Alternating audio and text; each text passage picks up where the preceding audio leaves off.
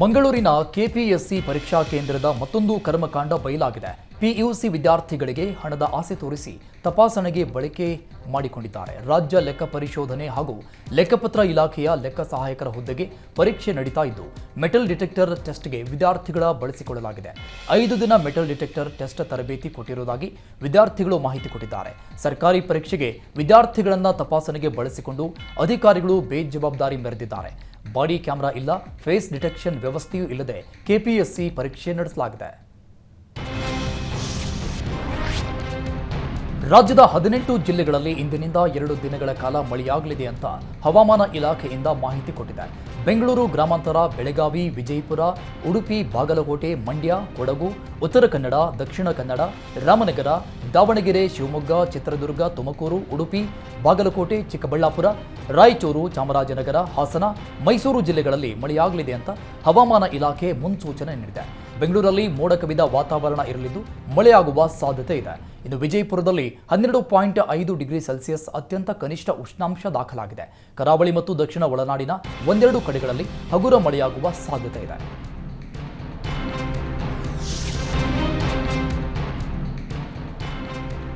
ಬೆಂಗಳೂರಿನಲ್ಲಿ ವಿಷ್ಣುವರ್ಧನ್ ಪುಣ್ಯ ಭೂಮಿಗಾಗಿ ವಿಷ್ಣು ಅಭಿಮಾನಿಗಳು ಸಿಡಿದೆದ್ದಿದ್ದಾರೆ. ವಿಷ್ಣುವರ್ಧನ್ ಅಂತ್ಯ ಸಂಸ್ಕಾರವಾದ ಜಾಗದಲ್ಲಿ ಪುಣ್ಯಭೂಮಿ ಆಗಬೇಕು ಅಂತ ಆಗ್ರಹಿಸಿ ವಿಷ್ಣು ಅಭಿಮಾನಿಗಳು ಬೆಂಗಳೂರಿನ ಫ್ರೀಡಂ ಪಾರ್ಕ್ನಲ್ಲಿ ಪ್ರತಿಭಟಿಸಿದ್ದಾರೆ. ವಿಷ್ಣು ಸೇನಾ ಸಮಿತಿ ಅಧ್ಯಕ್ಷ ವೀರಕಪುತ್ರ ಶ್ರೀನಿವಾಸ್ ನೇತೃತ್ವದಲ್ಲಿ ಪ್ರತಿಭಟನೆ ನಡೀತಾ ಇದ್ದು 42ಕ್ಕೂ ಹೆಚ್ಚು ಸಂಘಟನೆಗಳು ಹೋರಾಟದಲ್ಲಿ ಭಾಗಿಯಾಗಿದ್ದವು. ಮೈಸೂರಲ್ಲಿ ಬೇಡ, ವಿಷ್ಣುವರ್ಧನ್ ಅಂತ್ಯ ಸಂಸ್ಕಾರವಾದ ಜಾಗದಲ್ಲಿ ಪುಣ್ಯಭೂಮಿ ಆಗಬೇಕು ಅಂತ ಅಭಿಮಾನಿಗಳು ಆಗ್ರಹಿಸಿದ್ದಾರೆ. ಇನ್ನು ವಿಷ್ಣುವರ್ಧನ್ ಪುಣ್ಯಭೂಮಿ ವಿಚಾರಕ್ಕೆ ಟ್ವೀಟ್ ಮಾಡಿದ ನಟ ಸುದೀಪ್ ಪ್ರತಿಭಟನೆ ಬೆಂಬಲಿಸಿ ಟ್ವೀಟ್ ಮಾಡಿದ್ರು. ಮತ್ತೊಬ್ಬ ನಟ ಡಾಲಿ ಧನಂಜಯ್ ಟ್ವೀಟ್ ಮಾಡಿದ್ದು, ಕನ್ನಡ ಚಿತ್ರರಂಗದ ಮೇರು ನಟರು ಹಿರಿಯಣ್ಣರಲ್ಲಿ ಒಬ್ಬರಾದ ಡಾಕ್ಟರ್ ವಿಷ್ಣು ಸರ್ ಪುಣ್ಯಭೂಮಿಗೆ ರಾಜಧಾನಿಯಲ್ಲಿ ಅಂಗೈ ಅಗಲ ಜಾಗವಿಲ್ಲ ಅಂತ ಯಾಕೋ ಅರಗಿಸಿಕೊಳ್ಳಲಾಗ್ತಾ ಇಲ್ಲ.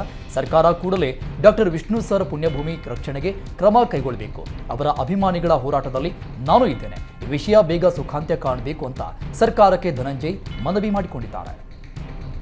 ನೀವು ಪೋಷಕರಾಗಲು ಕಾಯುತ್ತಿದ್ದೀರಾ? ಚಿಂತಿಸದಿರಿ. ಓಯಾಸಿಸ್ ಫರ್ಟಿಲಿಟಿ 90,000 ದಂಪತಿಗಳ ಜೀವನದಲ್ಲಿ ಸಂತೋಷವನ್ನು ತಂದಿದೆ. 7825893601ಗೆ ಕರೆ ಮಾಡಿ. ಅತ್ಯದ್ಭುತ ರಿಯಾಯಿತಿ ಪಡೆಯಿರಿ ಹಾಗೂ ಎಲ್ಲರಿಗೂ ಗುಡ್ ನ್ಯೂಸ್ ಕೊಡಿ. ಅರಣ್ಯ ಇಲಾಖೆ ಸಿಬ್ಬಂದಿಗಳ ಸತತ 10 ದಿನಗಳ ಕಾಲ ನಡೆಸಿದ ಕಾರ್ಯಾಚರಣೆ 3 ಚಿರತೆ ಮರಿಗಳು ತಾಯಿ ಮಡಿಲು ಸೇರಿಸುವ ಕಾರ್ಯ ಯಶಸ್ವಿಯಾಗಿದೆ. ಇತ್ತೀಚೆಗೆ ಮೈಸೂರು ತಾಲೂಕಿನ ಆಯರಹಳ್ಳಿ ಗ್ರಾಮದ ಬಳಿ ಕಬ್ಬು ಕಟಾವು ಮಾಡುವ ವೇಳೆ 3 ಚಿರತೆ ಮರಿಗಳು ಪತ್ತೆಯಾಗಿದ್ದವು. ಗ್ರಾಮಸ್ಥರು ಅವುಗಳನ್ನು ಹಿಡಿದು ಅರಣ್ಯ ಇಲಾಖೆ ಅಧಿಕಾರಿಗಳಿಗೆ ಒಪ್ಪಿಸಿದರು. ಆದರೆ 2 ದಿನಗಳ ನಂತರ ಆಗಮಿಸಿದ ತಾಯಿ ಚಿರತೆ ಬೋನಿಗೆ ಬಿದ್ದು ಸೆರೆಯಾಗಿತ್ತು. ಬಳಿಕ ತಾಯಿ ಹಾಗೂ ಮರಿಗಳನ್ನು ಚಾಮುಂಡಿ ಪುನರ್ವಸತಿ ಕೇಂದ್ರಕ್ಕೆ ಸ್ಥಳಾಂತರಿಸಿ ತಾಯಿ ಮತ್ತು ಮರಿಗಳನ್ನು ಪ್ರತ್ಯೇಕವಾಗಿ ಇರಿಸಿ ನಿಗಾ ವಹಿಸಲಾಗಿತ್ತು. ನಂತರ ತಾಯಿ ಮತ್ತು ಮರಿಗಳು ಹೊಂದಿಕೊಳ್ಳಲು ಅವಕಾಶ ಕಲ್ಪಿಸಲಾಗಿತ್ತು.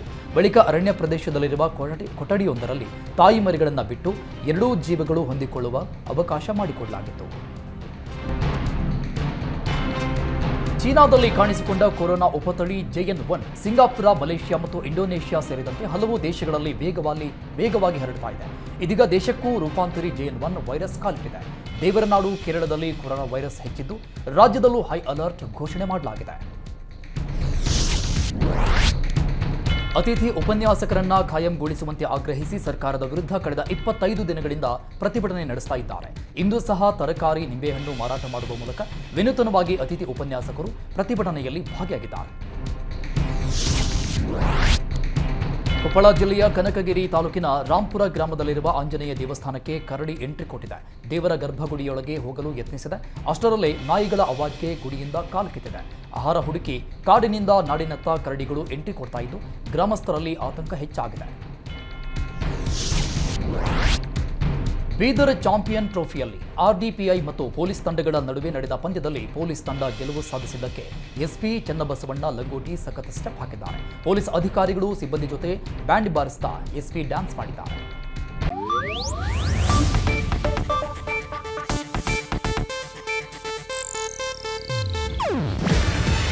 ಇದು ಏಷ್ಯಾನೆಟ್ ನ್ಯೂಸ್ ನೆಟ್ವರ್ಕ್ ಪ್ರಸ್ತುತಿ.